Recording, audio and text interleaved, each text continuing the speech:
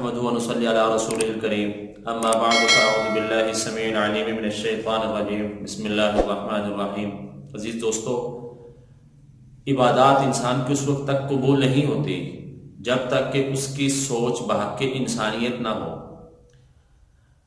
روایات میں آتا ہے، سنا ہے بزرگوں سے کہ وہ عبادت یا وہ خدا پرستی جس میں انسانیت دوستی نہ ہو، وہ خدا پرستی محض ایک دھوکہ ہے اور اپنے نفس کی خواہش ہے۔ تو عبادات کا مقصد بحق انسانیت ضرور نکلنا چاہیے۔ اگر ہماری عبادات سے انسانیت کو کوئی فائدہ ہو رہا ہے تو یقیناً ہماری عبادات اللہ کے ہاں قبولیت کا درجہ پا رہی ہیں، اور اگر ہماری عبادات سے انسانیت کو کوئی فائدہ نہیں ہو رہا تو پھر ہمیں اپنی عبادات کے بارے میں ذرا نظر ثانی کرنے کی ضرورت ہے۔ اسی پر ایک واقعہ میں آپ حضرات کے سامنے پیش کرتا ہوں۔ دین اسلام کا سب سے بڑا رکن حج، اس پر ایک واقعہ ہے۔ جدہ ایئرپورٹ پر کچھ مسافر بیٹھے ہوئے تھے واپسی کے لیے۔ حج ہو چکا تھا اور واپسی کے انتظار میں بیٹھے تھے۔ کافی سارے لوگ بیٹھے ہوئے تھے، 10-15 گھنٹے، 8 گھنٹے، 20 گھنٹے جو ہے نا وہ حاجیوں کو ایئرپورٹ پر پہلے پہنچا دیتے ہیں۔ تو پیسنجر جو ویٹنگ ایریا ہے، جہاں پہ پبلک پلیس ہے، وہاں پر 2 حاجی بیٹھے ہوئے تھے حج کر کے جو واپس آ رہے تھے جدہ ایئرپورٹ پر۔ ایک اس میں سے اصغر علی میمن صاحب تھے اور دوسرے ڈاکٹر سعید صاحب تھے۔ ڈاکٹر سعید کا تعلق لاہور سے تھا اور اصغر علی میمن صاحب کا تعلق کراچی سے تھا۔ تو کافی دیر بیٹھنے کے بعد دونوں آپس میں گفت و شنید کرتے ہیں اور کہتے ہیں، اصغر علی میمن صاحب مخاطب ہو کر سعید صاحب کو، ڈاکٹر سعید صاحب کو، کہ ہم کیوں نہ گپ شپ کر لیں، یقیناً آپ بھی پاکستانی ہیں، میں بھی پاکستانی ہوں، ذرا ہمارا وقت بھی اچھا گزر جائے گا اور ہم ایک دوسرے سے تعارف بھی کر لیں گے۔ تو اور یہ بات کہی اور ساتھ ہی اصغر علی میمن صاحب نے کہہ دیا کہ الحمدللہ میرا تو یہ 10واں حج ہے، اس سال اللہ رب العزت نے مجھے بڑا اپنا قرب نصیب کیا ہے، اور میں نے یہ محسوس کیا ہے کہ ہر سال جب میں حج پر آتا ہوں تو مجھے اللہ تعالیٰ کا قرب زیادہ نصیب ہوتا ہے، اور اس سال مجھے اللہ تعالیٰ کا زیادہ ہی قرب نصیب ہوا ہے۔ الحمدللہ الحمدللہ میرا 10واں حج ہے۔ آپ بتلائیے ڈاکٹر صاحب آپ کا کتنواں حج ہے؟ تو ڈاکٹر سعید صاحب گویا ہوتے ہیں، کہتے ہیں میرا تو پہلا ہی حج ہے، اور میں تو بس کوشش بڑی تھی، چاہت بڑی تھی حرمین شریفین کی زیارت کی، تو پہلا ہی حج ہے، بس دعا کریں اللہ پاک میرا حج قبول کر لے۔ تو اصغر علی میمن صاحب پوچھتے ہیں، ڈاکٹر صاحب اپنا ذرا حج کی سٹوری سنائیں، کیسے آنا ہوا؟ آپ تو کہہ رہے ہیں کہ میرے حالات بھی اچھے نہیں تھے حج کے لیے، کیسے اخراجات آپ کے پورے ہوئے؟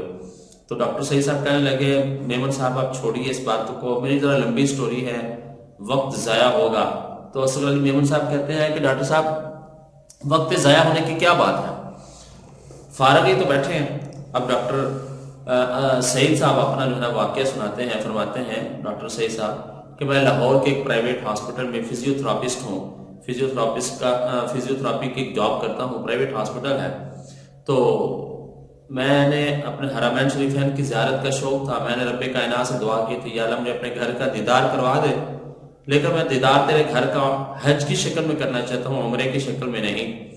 تو اللہ رب العزت نے اس کی پلاننگ میرے دماغ میں ڈال دی کہ ہر مہینے جو مجھے تنخواہ ملتی تھی، جو سیلری ملتی تھی، اس کا کچھ پرسنٹیج میں جو ہے نا وہ سیو کرتا رہا، ڈیڈکشن کرواتا رہا اپنے اس میں اکاؤنٹس ڈپارٹمنٹ میں۔ تو 4-5 سال کے بعد میں نے حساب لگایا تھا کہ 5-6 لاکھ روپیہ ہو چکا تھا۔ تو میں نے اس سال حج کرنے کا پلان کیا، ڈیفینیٹلی پرائیویٹ میں نے حج کرنا تھا۔ تو پرائیویٹ جاب تھی، پرائیویٹ جاب والے اتنی لمبی چھٹی تو دیتے نہیں ہیں، 30 دن کا 40 دن کا جو حج ہوتا ہے۔ تو میں نے پرائیویٹ حج کرنا تھا جس میں کوئی بس 10-12 دن کا 15 دن کا وہ حج ہو، حج سے کچھ دن پہلے آؤں اور پھر فوری جو ہے نا واپس آ جاؤں۔ تو اس کے لیے 5-6 لاکھ روپے جو ہے نا میرے پاس موجود تھے۔ میں نے جب اپنا حساب لگایا تو میں اس دن بڑا خوش تھا، اپنے اکاؤنٹس ڈپارٹمنٹ سے وہ اپنی ساری جو سابقہ رقم تھی وہ لے کر کیش میں، انویلپ میں کیش موجود تھا میرے پاس تھا، اور اپنے ہاسپٹل کے کوریڈور سے میں آ رہا تھا تو راستے میں مجھے ایک خاتون ملتی ہیں، مجھے کہتے ہیں ڈاکٹر صاحب ہم اپنا ہاسپٹل چھوڑ کر جا رہے ہیں۔ اس خاتون کی سٹوری کچھ ایسی ہے کہ اس خاتون کا ایک بیٹا ہے جو اسی ہاسپٹل میں، ڈاکٹر سعید جس ہاسپٹل میں پرائیویٹ جاب کرتے ہیں، اسی ہاسپٹل میں وہ اپنا اس کا ٹریٹمنٹ چل رہا ہے. کچھ عرصہ پہلے بچہ اپنے چچا کے ساتھ بائک پر سفر کر رہا تھا تو بائک ٹرک کے ساتھ ٹکرائی اور چچا کی موقع پر ڈیتھ ہو گئی، وفات ہو گئی موقع پر ہی. اور جو یہ اپنا بچہ ہے یہ انتہائی کریٹیکل سچویشن میں، خطرناک سچویشن میں صورتحال میں اس کو ہاسپٹل لایا گیا. تو اس وقت سے یہ اسی ڈاکٹر سعید کی نگرانی میں ہی اس کا ٹریٹمنٹ اسی ہاسپٹل میں چل رہا تھا. لیکن اب یہ خاتون کہہ رہی تھی پچھلے 5-6 ماہ سے، اب یہ خاتون کہہ رہی تھی ڈاکٹر صاحب ہم ہاسپٹل کو چھوڑ کر جانے والے ہیں. تو میں نے ڈاکٹر صاحب کہتے ہیں میں نے اس خاتون سے پوچھا کیوں خیریت، کہ یہاں پر آپ کے اس ٹریٹمنٹ سے سیٹسفائی نہیں ہے کیا، مطمئن نہیں ہے ابھی آپ ہمارے علاج سے؟ تو وہ خاتون کہنے لگی نہیں ڈاکٹر صاحب آپ نے تو صرف اور صرف ڈاکٹر بن کر ہی بچے کو ٹریٹ نہیں کیا، بلکہ آپ نے تو ایک باپ کی شفقت بھی اس کو دی ہے. بچہ آپ کے ساتھ کافی مانوس ہو چکا ہے، لیکن بس اب ہم جو ہے نا وہ ہاسپٹل چھوڑ کر جا رہے ہیں کسی وجہ سے. اس نے اصل وجہ تو نہیں بتلائی اور یہ کہہ کر وہ مڑ گئی اپنے روم میں. تو میں ڈاکٹر سعید صاحب کہتے ہیں وہیں سے کوریڈور سے میں ایڈمن میں گیا اور ایڈمن میں جا کے پوچھا فلاں جو ہے نا وہ پرائیویٹ روم میں ایک پیشنٹ ہے اس کا کیا سین ہے، وہ اس کو کیوں ہاسپٹل سے جو ہے نا وہ نوٹس جاری کر دیا آپ لوگوں نے ہاسپٹل چھوڑنے کا.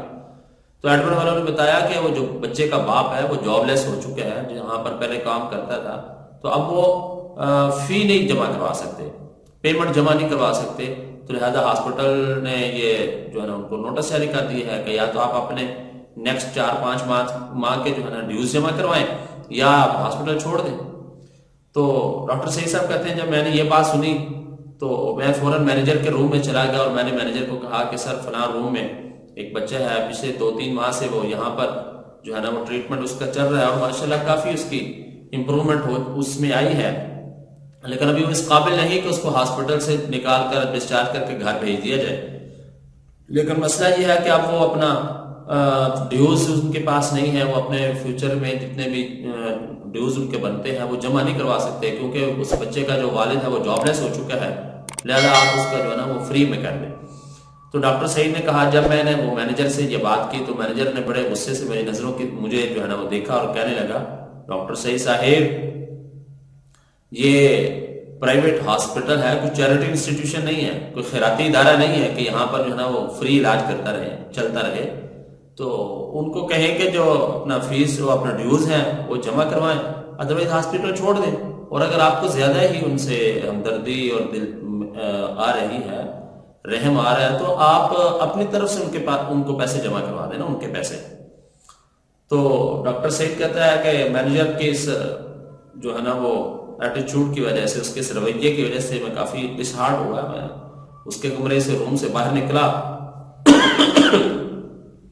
تو میں جو ہی اس کے روم سے باہر نکلا تو میں نے میرے ہاتھ میں وہ کیش تھا، انویلپ میں تھا جو میں نے حج کے لیے پیسے جو ہے نا اکاؤنٹ ڈپارٹمنٹ سے لیے تھے.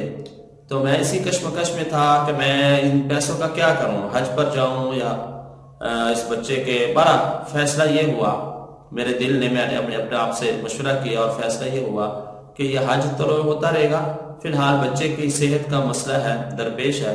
تو میں دوبارہ اکاؤنٹس ڈپارٹمنٹ میں چلا گیا اور اگلے 4-5 ماہ کے جتنے بھی ڈیوز بنتے تھے وہ ڈیوز میں نے اپنے حج والے پیسوں کے سے جو ہے نا جمع کروائے اور ان کے ڈسچارج آرڈر کینسل کروا کے میں خاموشی سے آ گیا. جتنے بھی بنتے تھے بہرحال پیسے تو میرے پاس اب نہیں تھے حج پر جانے کے لیے، اور میرے دل میں ایک سکون تھا، خوشی تھی مجھے کہ میں نے کسی غریب کے کام آیا ہوں. لیکن بہرحال اس مقدس سفر پر نہ جانے کا قلق اپنی جگہ موجود تھا، دکھ تھا. مجھے نہیں پتا کہ میں گھر کیسے پہنچا ہوں، گاڑی ڈرائیو کر کے بہرحال گھر پہنچا ہوں. میں جو ہی گھر میں نے اپنے گراج میں اپنی گاڑی کھڑی کی ہے تو موبائل اور گاڑی کی چابی میرے ہاتھ میں تھی اور میں بڑے افسردگی اور کچھ مردگی کے عالم میں بیڈ پر گیا اور جا کر اپنے آپ کو گرا دیا.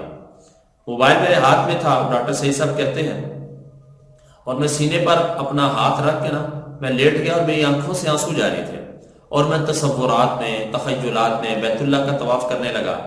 اور کبھی میں صفا مروہ کی سعی کرتا رہا تصورات میں، اور کبھی جو ہے میں حجر اسود کو بوسہ دیتا رہا، کبھی مینا اور مزدلفہ کا جو ہے نا وہ سفر، کبھی بیت اللہ اس میں اپنا روزہ اطہر کی جالیوں کے سامنے کھڑے ہو کر میں درود اسلام پیش کرتا رہا. یہ سارے تصورات میں میرا چل رہا تھا، اور ساتھ میں میری آنکھوں سے آنسو بھی جاری تھے کہ انہی تصورات میں، میری تخیلات میں سوچتے سوچتے یہ ساری میری آنکھ لگ گئی۔ میری آنکھ لگی تو میں نے ایک عجیب خواب دیکھا کہ حج ہو رہا ہے، میدان عرفات ہے، اور ایک انسانوں کا سمندر ہے، تا حد نگاہ انسان سر ہی سر نظر آ رہے ہیں۔ تو ایک منادی ندا کرتا ہے کہ این الحاج السعید، کہ حاجی سعید صاحب کہاں ہیں؟ تو وہ منادی کی آواز اتنی بلند تھی کہ لاکھوں کا مجمع جو تھا، 25-30 لاکھ کا مجمع، سب نے اس کی آواز سنی اور سب اس کی طرف ندا منادی کی طرف متوجہ ہوئے۔ تو ظاہری سی بات ہے میرے نام کے اور بھی کافی سارے سعید ہوں گے، تو پھر منادی نے دوبارہ جو ہے ندا کی۔ میں اس حاجی سعید کی بات کر رہا ہوں کہ جو پاکستان کے صوبہ پنجاب کے شہر لاہور سے تعلق رکھتے ہیں، وہ کہاں ہیں؟ تو حاجی سعید صاحب کہتے ہیں میں حیران ہوا، اور میں نے اپنی طرف جو ہے نا وہ اپنی طرف سے ہاتھ بلند کرنے کی کوشش کی، لیکن رش اتنا تھا کہ نہیں ہو سکا میں نمایاں، لیکن مجھے وہ منادی کا چہرہ میرے سامنے نہیں تھا۔ اور پھر اس نے یہ اعلان کیا، حاجیوں تمہیں مبارک ہو، اس سال تم سب کا حج حاجی سعید کی وجہ سے قبول کیا جاتا ہے کہ حاجی سعید نے وہ کام کیا ہے جو شاید آپ میں سے کسی نے نہیں کیا۔ ابھی یہ میں خواب دیکھ ہی رہا تھا تو حاجی سعید صاحب، ڈاکٹر سعید صاحب کہتے ہیں کہ موبائل میرے ہاتھ میں تھا اور ہاتھ میرے سینے پر تھا، تو میرے موبائل کی گھنٹی بجی اور میری آنکھ کھل گئی، اور میں نے سکرین پر دیکھا تو ہاسپٹل کے مینیجر کا نمبر تھا۔ میں نے کال ریسیو کی، انہوں نے کہا جی ڈاکٹر سعید صاحب بات کر رہے ہیں۔ میں نے کہا جی بالکل ڈاکٹر سعید ہی بول رہا ہوں۔ تو انہوں نے کہا آپ کے علم میں ہے کہ ہمارے جو ہاسپٹل کے جو مالک ہیں اپنا، وہ ہر سال حج پر جاتے ہیں، اور وہ ہارٹ پیشنٹ ہے، دل کے مریض ہے، اور وہ اپنے جب بھی حج پر جاتے ہیں تو اپنا پرسنل جو ان کا فزیشین ہے، جو ڈاکٹر ہے، جو پرسنل ڈاکٹر ہے، وہ اس کے بغیر نہیں جاتے۔ اور اس سال جو ان کا پرسنل ڈاکٹر ہے وہ نہیں جا رہا کیونکہ اس کی بیوی کا کوئی مسئلہ ہے، بیوی بیمار ہے، لہذا ہسپتال کی انتظامیہ نے، ہاسپٹل کی مینجمنٹ نے یہ فیصلہ کیا ہے کہ اس سال ہاسپٹل کے مالک کے ساتھ حج پر آپ جائیں گے، لہذا اپنے ڈاکومنٹس وغیرہ جو ہے نا وہ آ کے اپنے جمع کروا دیں۔ تو ڈاکٹر سعید کہتا ہے میں بڑا حیران ہوا کہ یہ ہو کیا رہا ہے، ابھی حج ہوا نہیں ہے، حج ابھی آگے ہونا ہے 10-15 دن کے بعد، حج سے پہلے اس نے یہ خواب دیکھا ہے۔ حاجی سعید کہتا ہے، ڈاکٹر سعید صاحب کہتے ہیں کہ میں واش روم میں گیا، شاور لیا، غسل کیا، صاف ستھرا لباس زیب تن کیا، خوشبو لگا کے میں نے 2 نفل شکرانے کی ادا کی، اور سجدے پہ سر رکھ کے میں بڑا رویا۔ میں نے کہا اے اللہ تو واقعی بے نیاز ذات ہے، تو قادر مطلق ہے، تو کہیں سے بھی انتظام کر سکتا ہے۔ بہرحال میں نے اپنے ہاسپٹل گیا اور جا کے ڈاکومنٹ وغیرہ دیے، اور میں حج کرنے آ گیا اسی مالک کے ساتھ۔ حج کے سارے احکامات جب مکمل ہوئے تو ایک دن میں اپنے روم میں، ہوٹل کے روم میں بیٹھا ہوا تھا، تو مجھے میرا جو ہاسپٹل کا مالک ہے وہ مجھے شکریہ ادا کر رہا تھا کہ ڈاکٹر سعید آپ کا بڑا شکریہ، آپ نے اس تھکا دینے والے سفر میں میرا ساتھ دیا، اور مجھے وقت پر جو ہے نا وہ میڈیسن دیتے رہے آپ، میں آپ کا شکریہ ادا کرتا ہوں کہ میں نے اس سال آپ کو تکلیف دی اور میں آپ کو لے کر آیا۔ تو ڈاکٹر سعید کہتا ہے کہ میں نے جب اپنے مالک نے مجھے یہ کہا تو میں نے اس کو کہا کہ آپ مجھے شرمندہ نہ کریں یہ کہہ کے، آپ پر مجھے لے کر نہیں آئے بلکہ میں آپ کے ساتھ بھیجا گیا ہوں۔ تو مالک کہتا ہے کیا مطلب، کس نے آپ کو میرے ساتھ بھیجا ہے؟ تو ڈاکٹر سعید نے ساری A to Z جو ہے نا وہ ساری سٹوری سنا دی کہ میرے پاس حالات تو نہیں تھے، میں اپنا وہ کر رہا تھا، پیسے میں نے سیلری سے کچھ پرسنٹیج فکس کر رکھی تھی، پیسے جمع کرتا رہا، پھر میں اکاؤنٹس ڈپارٹمنٹ سے میں نے حج کے پیسے لیے، میں آیا، میں خاتون سے ملاقات ہوئی، اس کے بچے کے بارے میں ساری ڈسکشن ہوئی، پھر میں جو ہے نا وہ مینیجر کے پاس گیا، مینیجر کو کہا اس کو فری کر دے، انہوں نے کہا کہ میں فری نہیں کر سکتا، یہ کوئی چیریٹی انسٹیٹیوشن نہیں ہے، خیراتی ادارہ نہیں ہے، یہاں پر اسی کا علاج ہو سکتا ہے جو پے کر سکتا ہے، جو پیسے دے سکتا ہے، ہمیں تو پیسوں سے غرض ہے۔ تو میں نے وہ حج کے پیسے جو ہے نا وہ اپنے جو حج کے پیسے تھے وہ میں نے بچے کے علاج کے لیے نیکسٹ 4-5 ماہ کے میں نے وہ ڈیوز جمع کروا دی، اور میں اپنا جو ہے نا وہ گھر پہنچا کسی طریقے سے، اور پریشان تھا کہ میں حج نہیں کر سکا۔ تو میری آنکھ لگ گئی اور میں نے خواب دیکھا، اور پھر خواب کے بعد ابھی سو ہی رہا تھا تو میرے موبائل پر بیل بجی، اور یہ ساری سٹوری جو بھی ہوئی ہے، جو بھی میں نے سنائی ہے، ڈاکٹر صحیح کہتا میں نے A to Z ساری اپنے مالک کو سنا دی۔ تو مالک بڑا انسپائر ہوا، اور اس نے کہا تبھی میں یہ کہہ رہا ہوں کہ میں پہلے بھی میں نے کافی حج کیے ہیں، لیکن اس سال کا جو حج ہے نا وہ اس میں کافی روحانیت میں محسوس کر رہا ہوں. اور اس نے وہیں سے مکہ میں بیٹھے ہوئے تھے ہم، وہیں سے مکہ سے اپنے پاکستان ہاسپٹل میں فون کیا کہ فلاں روم میں جو بچہ ہے اس کے سارے ڈیوز جتنے بھی آج تک خرچ ہو چکے ہیں وہ واپس کر دیے جائیں اور ان کا سارا ٹریٹمنٹ جو ہے نا وہ فری کر دیا جائے. اور ڈاکٹر سعید نے جو اپنے پلے سے پیسے جمع کروائے تھے تو اس کا ڈبل ڈاکٹر سعید کے اکاؤنٹ میں دوبارہ ٹرانسفر کر دیا جائے. یعنی ڈاکٹر سعید نے اگر 4 لاکھ جمع کروایا تھا تو 4 لاکھ اپنے پلے سے ایڈ کر کے 8 لاکھ اس کے اکاؤنٹ میں ٹرانسفر کر دیا جائے.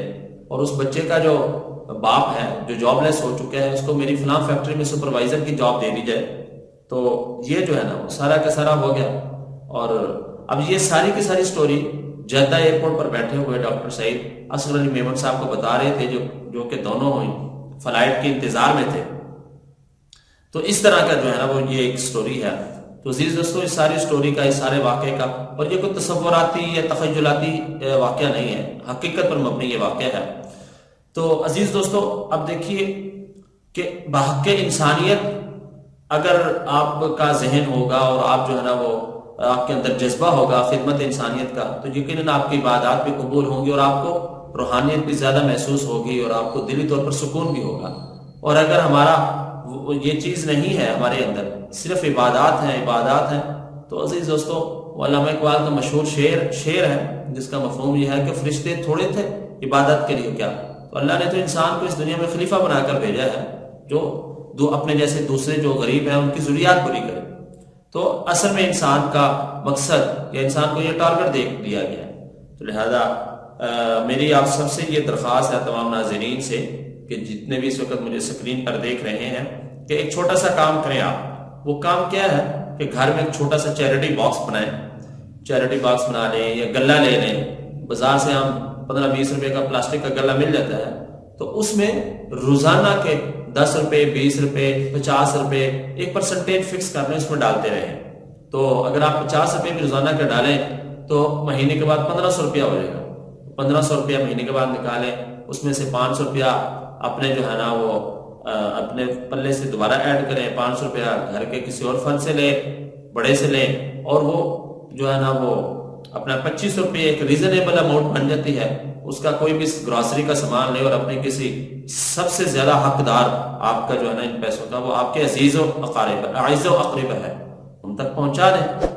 اور جب بھی آپ گھر سے نکلیں تو اس گلے میں 1 روپیہ 5 روپے 10 روپے ڈال کر نکلیں.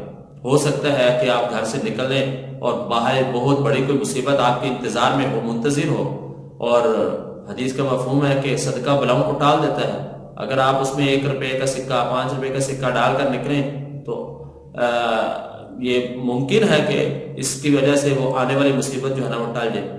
اس وجہ سے تمام جتنے بھی جو ہے نا میرے ناظرین مجھے سن رہے ہیں اس وقت دیکھ رہے ہیں تو ان سے میں یہ وعدہ لینا چاہتا ہوں، مجھے میرے ساتھ وہ وعدہ کریں کہ وہ یہ کام ضرور کریں گے. اور یہ کوئی اتنا مشکل کام نہیں ہے. یہ گھر میں رکھیں، غلہ ایک ضرور رکھیں، چیریٹی باکس ضرور رکھیں، اور بچوں کو کہیں کہ وہ اس میں جو ہے نا اپنی حیثیت کے مطابق پرسنٹیج فکس کر لیں. پاکٹ منی تو ان کو ملتی ہے اور اس میں سے وہ ڈالتے رہیں. اللہ رب العزت سے دعا ہے اللہ رب العزت ہمیں انسانیت کی خدمت کرنے کی توفیق اور ہمت عطا کرے. اور اس میں ہم سے جتنی بھی کمی کوتاہی ہیں اس سے پہلے غفلت ہو چکی ہے، رب کائنات سے دعا گوئے ہیں اللہ رب العزت ہمیں معاف فرمائے. وآخر دعوانا الحمدللہ.